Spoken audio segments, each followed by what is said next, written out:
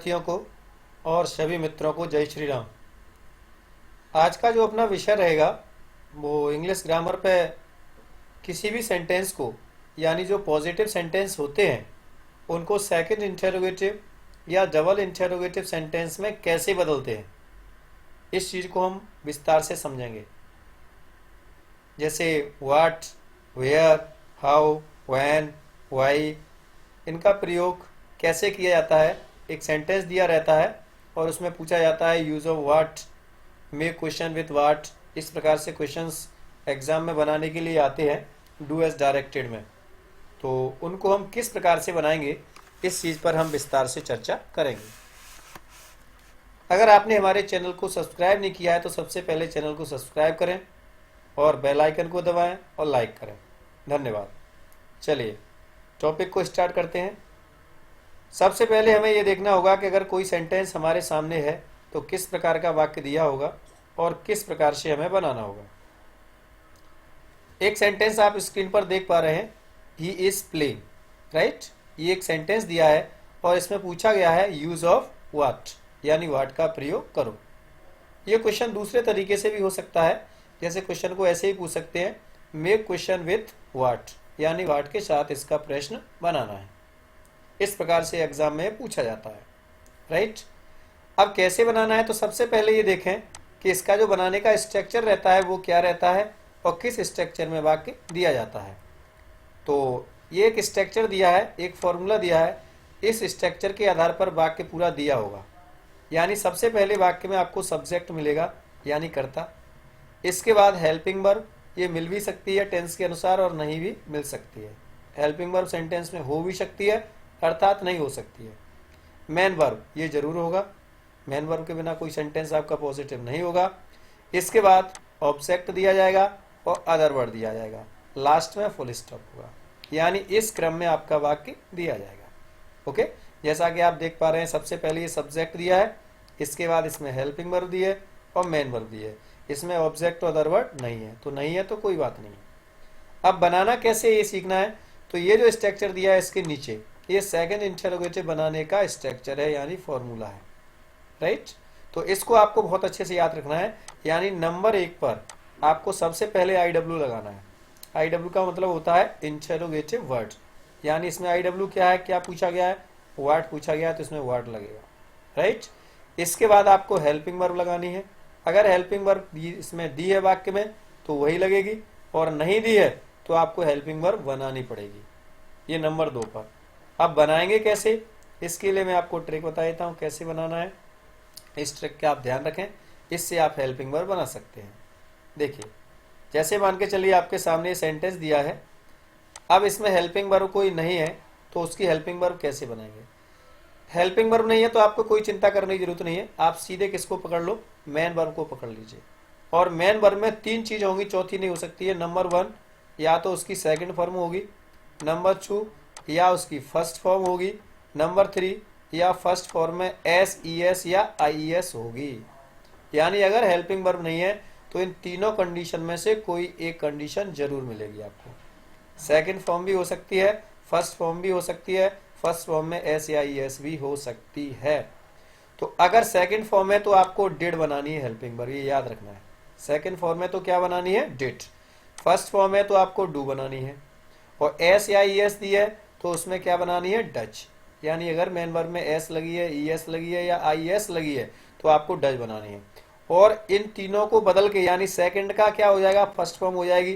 First तो first है ही, और S या ES है उसे हटा करके क्या हो जाएगी, फर्स्ट। यानी जो अंतिम परिणाम निकलेगा मेन वर्ब का वो केवल क्या बचेगा, फर्स्ट फॉर्म लगेगी। ये आपको ध्यान रखना है। ऐसा नहीं है कि आपने डिड भी लगा दिया आप सेकंड फॉर्म भी लगा रहे हैं, नहीं, फिर इनके साथ में यहाँ फर्स्ट का यूज होगा।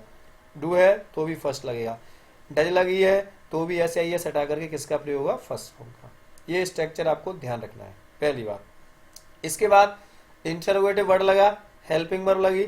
अब इसके बाद सब्जेक्ट लगाना है नंबर 3 पर, ये आपको क्रम ध्यान रखना है। नंबर 4 पर आपको मेन वर्ब लगानी है टेंस के अनुसार, है ना, इसके या टेंस के अनुसार। नंबर 5 पर आपको ऑब्जेक्ट लगाना है यानी कर्म, और नंबर 6 पर आपको अदर वर्ड लगाना है यानी अन्य शब्द। इनकी फुल फॉर्म समझ लें। IW interrogative word, HV helping verb, subject, main verb, मुख्य क्रिया, ऑब्जेक्ट, अदर वर्ड्स, ये इनकी फुल फॉर्म है। इसको इंटरोगेटिव वर्ड को प्रश्नवाचक शब्द बोलते हैं, इसको सहायक क्रिया बोलेंगे, इसको कर्ता बोलेंगे, इसको मुख्य क्रिया बोलेंगे, इसको कर्म बोलेंगे और इसको अन्य शब्द बोलेंगे। हाँ, एक चीज आपको और ध्यान रखनी है, एक तो आपको ये स्ट्रक्चर ध्यान रखना है बिल्कुल अच्छे से। आप दुनिया के किसी भी सेंटेंस को डबल इंटरोगेटिव या सेकंड इंटरोगेटिव में केवल इसी फॉर्मूले से बना सकते हैं। आपको बस ये वाली हेल्पिंग वर्ब बनाने का तरीका पता होना चाहिए, प्लस ये वाली टेबल आपको पता होना चाहिए। यानी कुछ वर्ड जब यूज किए जाते हैं तो उसमें से कुछ वर्डों को हटा दिया जाता है, राइट, क्योंकि उसमें वही क्वेश्चन पूछा जाता है, वो उसी का काम करते हैं। जैसे इसमें वर्ड का प्रयोग किया, तो वर्ड का प्रयोग करोगे तो उसमें से ऑब्जेक्ट को हटाना है, क्योंकि वर्ड पहले से ही ऑब्जेक्ट का काम करता है, राइट। अगर हु का प्रयोग किया है तो उसमें से आपको सब्जेक्ट हटाना है, ये आपको याद कर लेना है बहुत अच्छे से। अगर वेयर का प्रयोग हुआ है तो उसमें से आपको प्लेस हटाना है, ठीक है। अगर व्हेन का प्रयोग किया है तो उसमें से आपको क्या हटाना है, टाइम, सॉरी यहाँ गलत हो गया है, ये टाइम वर्ड है ना, TIME, टाइम हटाना है उसमें से ना, मिसप्रिंट हो गया, कोई बात नहीं। तो टाइम हटाना है या व्हेन का प्रयोग करना है, ठीक है। हाउ का प्रयोग करना है तो उसमें से आपको मैनर हटाना है, मैनर का मतलब होता है ढंग या तरीका। और वाई का प्रयोग करना है तो उसमें से रीजन हटाना है यानी कारण, ठीक है। तो ये आपको ध्यान रखना है। व्हाट का प्रयोग है तो ऑब्जेक्ट हटेगा यानी कर्म, हु का प्रयोग है तो सब्जेक्ट हटेगा यानी कर्ता, वेयर का प्रयोग है तो उसमें से प्लेस हटेगा यानी स्थान, व्हेन का प्रयोग है तो उसमें से टाइम हटेगा यानी समय, हाउ का प्रयोग है तो उसमें से मैनर हटेगा यानी ढंग, और वाई का प्रयोग है तो उसमें से रीजन हटेगा यानी उसका कारण। अगर इनमें से ये नहीं दिए हैं पहले से ही, जैसे वर्ड का प्रयोग करना है और ऑब्जेक्ट उसमें पहले से ही वाक्य में दिया नहीं है, तो फिर हटाने की जरूरत ही नहीं है। अगर दिया है तो ही हटेगा, नहीं दिया है तो नहीं हटेगा। ये बात आपको बहुत अच्छे से ध्यान रखनी है, ओके। अब जरा बना के देख लेते हैं सेंटेंस को। जैसे ये सेंटेंस दिया है, ही इज प्लेइंग, अब इसमें वर्ड का प्रयोग करना है, तो आप कर लीजिए बहुत अच्छे। सबसे पहले क्या आ जाएगा, व्हाट, फॉर्मूले का यूज करते जाइए, बनाते जाइए। तो सबसे पहले अपन ने क्या लिख दिया, व्हाट, क्यों, देखो नंबर 1 पे क्या पूछा है, IW, इंटरोगेटिव वर्ड लगाना है। इसके बाद क्या लगाना है, नंबर 2 पर हेल्पिंग वर्ब, इसमें पहले से ही दिया इज, बहुत अच्छी बात है, तो व्हाट इज हो गया, ठीक है। नंबर 3 पर क्या लगाना है, सब्जेक्ट, सब्जेक्ट क्या है इसमें, ही, ये लीजिए साहब, ही हो गया इसमें। नंबर 4 पर क्या लगाना है, मेन वर्ब, मेन वर्ब क्या है, प्लेइंग, ये लो साहब, प्लेइंग हो गया, ठीक है, ये हो गया आपका प्लेइंग। अब इसके बाद लास्ट में और कुछ बचा है, कुछ बचा ही नहीं है, सेंटेंस ही खत्म हो गया। तो सेंटेंस खत्म हो गया तो आपको एंड में क्या लगाना है, क्वेश्चन मार्क, ये विशेष ध्यान रखना है। क्वेश्चन मार्क नहीं लगा तो आपका पूरा गलत हो जाएगा। अब देखते हैं कि ये क्या कह रहा है, तो ही इज प्लेइंग, वह खेल रहा है, इसका मतलब क्या हो गया, वह खेल रहा है। और जब इसमें व्हाट का प्रयोग कर दिया तो क्या हो गया, व्हाट इज ही प्लेइंग, यानी क्या वह खेल रहा है, वह, जैसे व्हाट का प्रयोग हुआ तो उसमें क्या हो जाएगा, वह क्या खेल रहा है, सेकंड इंटरव्यू बनेगा, क्या बन जाएगा, ऐसे मत बोल देना क्या वह खेल रहा है, कहीं व्हाट का यूज पहले करने लगो, बिल्कुल गलत हो जाएगा, ध्यान रखना। अगर आप इसका अर्थ करना चाहते हो तो कैसे अर्थ होगा, वह क्या खेल रहा है, ठीक है, वह क्या खेल रहा है। चलो एक सेंटेंस और देखते हैं, दे आर टीचिंग इंग्लिश। अब इसमें व्हाट का प्रयोग करना है तो सबसे पहले आपको क्या लगाना है, व्हाट, ठीक है, लो ये व्हाट का प्रयोग हो गया। अब इसके बाद क्या लगाना है, हेल्पिंग वर्ब क्या दी है, आर लगा लीजिए, व्हाट आर, वेरी गुड। अब क्या लगाना है, सब्जेक्ट लगा लो, दे, ये लो सब्जेक्ट लग गया, दे का प्रयोग हो गया। अब मेन वर्ब, मेन वर्ब क्या है इसमें, टीचिंग, टीचिंग लगा लीजिए।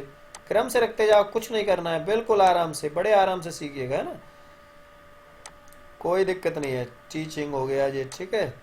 अब इसके बाद क्या लगाना है, ऑब्जेक्ट, इसमें ऑब्जेक्ट क्या है, इंग्लिश, तो हमको पहले से ही पता है कि ऑब्जेक्ट हम नहीं लगाते हैं क्योंकि यहाँ हम सीख चुके हैं, तो यहीं पर क्या हो जाएगा, क्वेश्चन मार्क। अब अर्थ करके देखिए, व्हाट आर दे टीचिंग, यानी वे क्या पढ़ा रहे हैं, तो आंसर क्या हो जाएगा, वे इंग्लिश पढ़ा रहे हैं, क्या पढ़ा रहे हैं, इंग्लिश। तो यहाँ इंग्लिश क्या है, इंग्लिश का काम किसने कर दिया, व्हाट ने, तो यहाँ पर इंग्लिश का प्रयोग नहीं होगा, ठीक है। तो यहाँ क्या बन गया जी, व्हाट आर दे टीचिंग, यानी वे क्या पढ़ा रहे हैं, तो आंसर क्या आएगा, जो हटेगा वही आंसर आएगा। आप इसको ऐसे देख सकते हैं, जो हटेगा वही आंसर आएगा। अगर कुछ हटने के लिए है नहीं तो अलग बात है, लेकिन अगर है तो जो उसमें से हट रहा है वही उसका आंसर आ जाएगा, तो पता चल जाएगा कि सही है।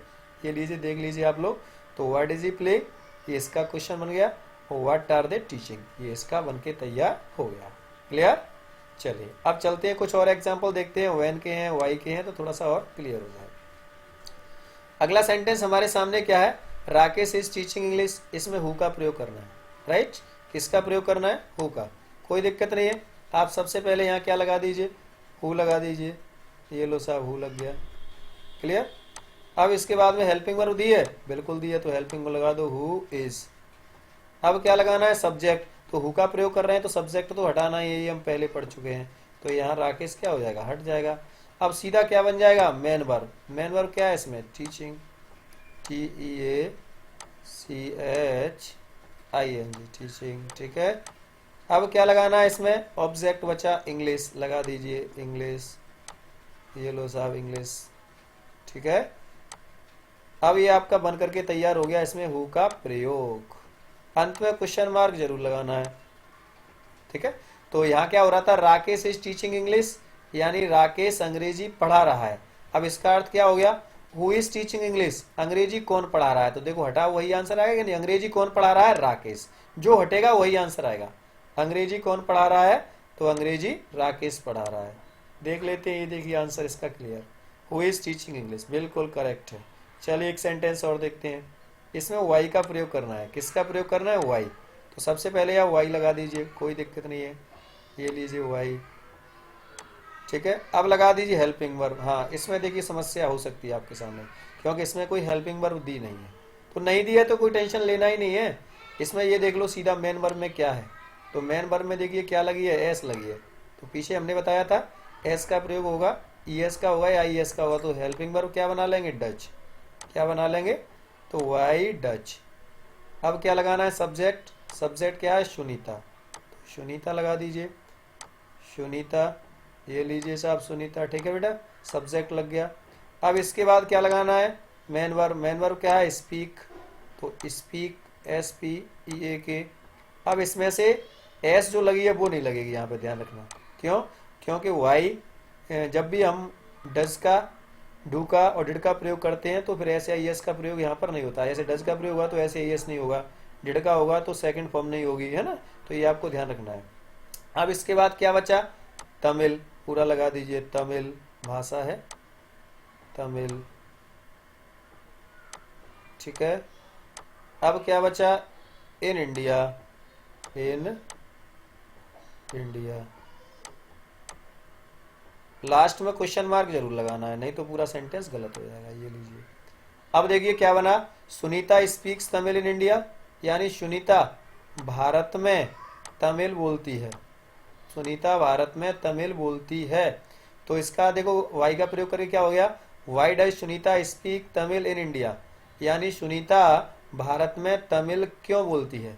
सुनीता भारत में तमिल क्यों बोलती है? एक बार आंसर चेक कर लेते हैं सही है क्या, है ना। अभी इसका आंसर आ जाएंगे, अभी थोड़ा सा मैं बता देता हूँ, लास्ट में लगा दूंगा ना। चलिए अब बात करते हैं नेक्स्ट सेंटेंस। अगला सेंटेंस हमारा क्या कह रहा है? They has lived in Delhi. Where का प्रयोग करना है, कोई दिक्कत नहीं है। सबसे पहले आप वेयर लगा दीजिए, ये लीजिए वेयर। अब इसके बाद क्या लगाना है? हेल्पिंग वर्ब पहले से ही दी है, बहुत अच्छी बात है। हेल्पिंग वर्ब ऑलरेडी दी है तो हेड लग गया। इसके बाद क्या लगाना है? सब्जेक्ट। तो सब्जेक्ट क्या है? दे लग गया। ठीक है, सब्जेक्ट दे। स्ट्रक्चर आपको वो याद कर लेना है बहुत अच्छे से। लिव्ड, लिव्ड लगा दीजिए, मेन वर्ब का नंबर आ गया। ठीक है, लिव्ड। अब क्या बचा इसमें? ये इन दिल्ली क्या है? प्लेस है। तो वेयर का प्रयोग हुआ तो प्लेस क्या होता है? हटता है। तो यहीं पे क्वेश्चन मार्क, इसको हटाएंगे क्योंकि वेयर का प्रयोग हो रहा है। तो they had lived in Delhi, यानी वे दिल्ली में रह चुके थे। अब इसका आंसर क्या हो गया? वेयर हैड दे लिव्ड, यानी वे कहाँ रह चुके थे। तो देखो वही आंसर आ गया, दिल्ली में। ठीक है। अब बात करते हैं अगले सेंटेंस की। अगला सेंटेंस हमारा क्या कह रहा है? इसमें हमें वैन का प्रयोग करना है। किसका प्रयोग करना है? वैन का। तो सबसे पहले वैन लगा दो, कोई दिक्कत नहीं है। ये लीजिए वैन। इसमें कोई हेल्पिंग वर्ब है? नहीं है, वही कंडीशन है। टेक में एस लगी है, टेक्स। तो टेक में एस लगी है तो आप भी डज लगा दीजिए। ठीक है, क्या लगा दीजिए? डज। अब क्या लगा दीजिए? सब्जेक्ट। सब्जेक्ट क्या है? ही। ठीक है, मेन वर्ब क्या है? टी। बहुत अच्छे, मेन वर्ब हो गया। अब इसके बाद हमारे पास ऑब्जेक्ट कुछ है इसमें? कुछ नहीं है। अब क्या बचा? एट 5 o'clock, ये समय है। ठीक है, टाइम। तो ध्यान रखना जब वैन का प्रयोग करते हैं तो टाइम को क्या करते हैं? हटाया था, अभी बताया था पीछे। तो यही क्वेश्चन मार्क लगा दो। अब देखते हैं, ही टेक्स टी एट 5 o'clock। यानी वह 5 बजे चाय लेता है, वह 5 बजे चाय लेता है या वह 5 बजे चाय पीता है। अब इसका मतलब क्या हुआ, व्हेन डज ही टेक यानी टी। अब यहाँ पर टेक, टेक वर्ड के बाद में टी रह गया इसमें ना, ये टी इसका ऑब्जेक्ट है, ये लगेगा इसमें, क्योंकि ऑब्जेक्ट थोड़ी हटाएंगे इसमें से, तो टी और क्वेश्चन मार्क हटेगा इसमें से क्या। तो अब इसका मतलब क्या हो गया, देखो सबसे पहले इंट्रोगेटिव वर्ड लगा, हेल्पिंग वर्ब लगी, सब्जेक्ट लगा, मेन वर्ब लगा और ऑब्जेक्ट लगा, और लास्ट में क्या लग गया, क्वेश्चन मार्क। तो when does he take tea, यानी वह चाय कब लेता है या वह चाय कब पीता है। तो आंसर क्या आ जाएगा, वह चाय 5 बजे पीता है। यानी जो वर्ड उसमें से हटता है वही उसका क्या होता है, आंसर होता है, राइट। इससे हम चेक कर सकते हैं, देख लो यही आ गया है ना, ये देखिए मिला लीजिए सब लोग, ये देख लिए आंसर बनके कंप्लीट हो गए। तो इसमें हम लोगों ने इस वीडियो में बहुत अच्छे तरीके से क्या सीखा कि किसी भी सेंटेंस में जब पॉजिटिव रूप में वो होता है और उसमें डबल इंटरोगेटिव या सेकंड इंटरोगेटिव बनाया जाता है, तो उसमें वाई का, हु का, वेयर का, हाउ का, व्हेन का, इनका प्रयोग कैसे करते हैं कि ये वीडियो बहुत शानदार तरीके से आपकी समझ में आ गया होगा। अगर ये वीडियो समझ में आ चुका है तो आप अपने दूसरे मित्रों को इसको शेयर करें ताकि सभी विद्यार्थी इसका फायदा उठा सकें और बहुत अच्छे से सेकंड इंटरोगेटिव वाक्य को बनाना सीख सकें। इसी के साथ मैं अपनी वाणी को विराम देता हूँ। जय हिंद, जय भारत।